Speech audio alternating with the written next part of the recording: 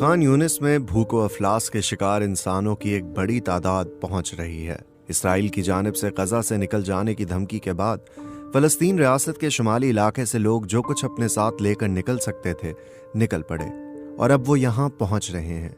जिनकी गाड़ियों में पेट्रोल था वो गाड़ियों से आए, जिनको घोड़ा गाड़ी मुयस्सर हुई वो उससे भागे, और जिनके पास कोई चारा नहीं था वो पैदल ही नकल मकानी पर मजबूर हुए।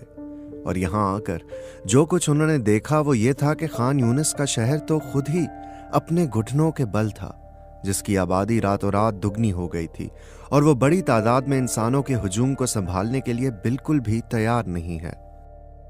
हर कमरा, हर गली, हर मोहल्ला मर्दों, औरतों और नौजवानों से भरा पड़ा है, और उनके जाने को कोई और जगह तो है भी नहीं।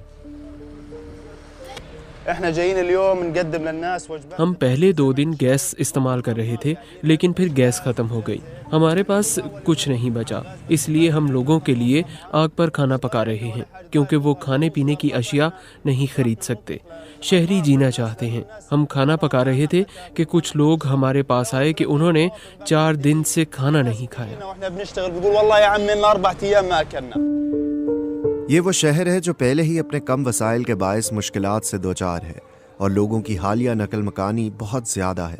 इतनी ज्यादा है कि शहर का निज़ाम कमजोर पड़ने लगा है और चीजें बिखरने लगी हैं। ना तो यहाँ खुराक है और ना ही ईंधन है। दुकानों में भी पानी नहीं है। वाटर स्टेशन ही बेहतरीन उम्मीद है। ये एक तबाहकुन कयामत खेज सूरत हाल है। मैं यहाँ पानी लेने आया हूँ। हमारे पास पानी नहीं है। हम एक तबाहकुन सूरत हाल पर पहुँच गए हैं। खुराक, पानी और बिजली के बहरान के साथ सूरत हाल हर लिहाज से बदतरीन है। अगर आप घरों में जाएं और अंदर फिल्म करें तो आपको इंतहाई खौफनाक हालात नजर आएंगे। यहाँ का मरकजी अस्पताल पहले से ही ज़रूरी और बुनियादी सहूलियात की कमी का शिकार है। यहाँ न सिर्फ शुमाल से आने वाले बीमार और ज़ख्मी अफराद दाखिल हैं, बल्कि अब तो ये एक पनाहगाह बन गया है। डॉक्टरों का कहना है कि उनके पास नए आने वाले मरीजों को देने के लिए कुछ नहीं है। अस्पताल से मरीजों को महज रोजाना 300 मिलीलीटर पानी फराहम किया जाता है, जबकि बाकियों के लिए वो भी मुयस्सर नहीं। और ऐसा नहीं है कि ये शहर भी महफूज है। यहाँ भी बाकायदगी से बमबारी की जा रही है।